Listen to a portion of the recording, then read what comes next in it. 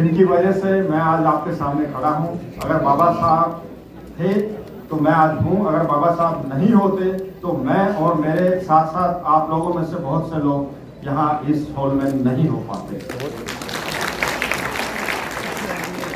साथ में जो है मंच पे विराजमान सभी सम्मानित डिस्टिंग्विश्ड गेस्ट, मैं भारत सरकार राष्ट्रीय अनुसूचित जाति आयोग के अंदर निदेशक के पद पर हूँ। ये अनुसूचित जाति आयोग क्यों है? बहुत से लोग कहते हैं कि आयोग की क्या जरूरत है।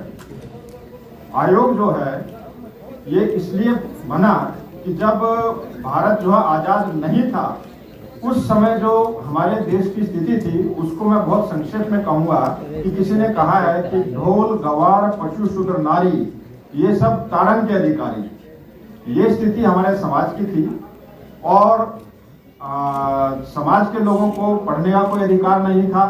यदि उनकी छाया पड़ती थी तो शुद्धिकरण किया जाता था। कुएं से पानी लेने का अधिकार नहीं था।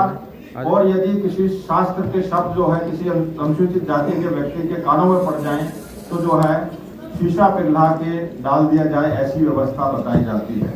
उन्हें अनटचेबल माना जाता था। ये व्यवस्था थी। जब हिंदुस्तान आजाद हुआ उसके बाद में जो है एक संविधान बनाने की जो है आवश्यकता पड़ी और संविधान जो है बाबा साहब ने जो है उनके जो है चेयरमैनशिप के अंदर संविधान बनाया गया। जब संविधान बनाया गया तो उस समय ये जरूरत महसूस की गई कि जो ये वंचित वर्ग है, अनुसूचित जाति अनुसूचित जनजाति, इनके लिए कुछ ऐसे विशेष प्रावधान किए जाएं जिससे ये लोग मुख्य धारा में आ सकें। इसके लिए जो है रिजर्वेशन का प्रावधान किया गया और विभिन्न प्रकार के जो है संवैधानिक सुरक्षण प्रदान किए गए। ये सब करने के बाद बाबा साहब को ये लगा कि हमने ये सब प्रावधान कर दिए हैं, परंतु हो सकता है कि इसके बावजूद भी इन सब चीजों को आने वाले समय में पूर्णतः लागू ना किया जाए, इनको जो है इम्प्लीमेंट ना किया जाए। उनको ऐसी जो है संभावना लगी तो उन्होंने इसके लिए एक जो है आर्टिकल शांति का दाम देंगे। अभी जब आदेश मिले ना खाना खाने का तब चलेंगे सारे लोग, ठीक है? अब हम सेशन को 2:30 बजे खत्म करेंगे और हमारे जो अतिथि हैं वो अपना संबोधन कर रहे हैं। अभी कोई ना जाए प्लीज। आर्टिकल 338 की संरचना की गई और इस आर्टिकल 338 के अंतर्गत जो है ये एक प्रावधान किया गया कि हमने जितने संवैधानिक संरक्षण दिए हैं उनको देखने के लिए एक वॉचडॉग, एक जो है स्पेशल अधिकारी की नियुक्ति की जाए, जिसे कि जो है commissioner for SC and ST कहा गया।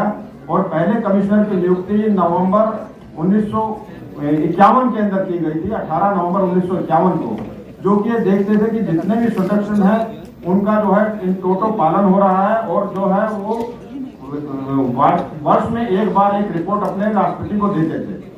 उसके बाद जो है ये डिमांड उठी कि जो है मल्टी मेंबर कमीशन होना चाहिए। फिर कमीशन बनाया गया जिसके अंदर जो है पांच मेंबर, एक चेयरमैन और वाइस चेयरमैन की संरचना की गई। जो चेयरमैन होते हैं वो जो है कैबिनेट मिनिस्टर रैंक के होते हैं, वाइस चेयरमैन जो है MOS और जो है 5 जो सदस्य थे वो सेक्रेटरी दर्जे के होते थे।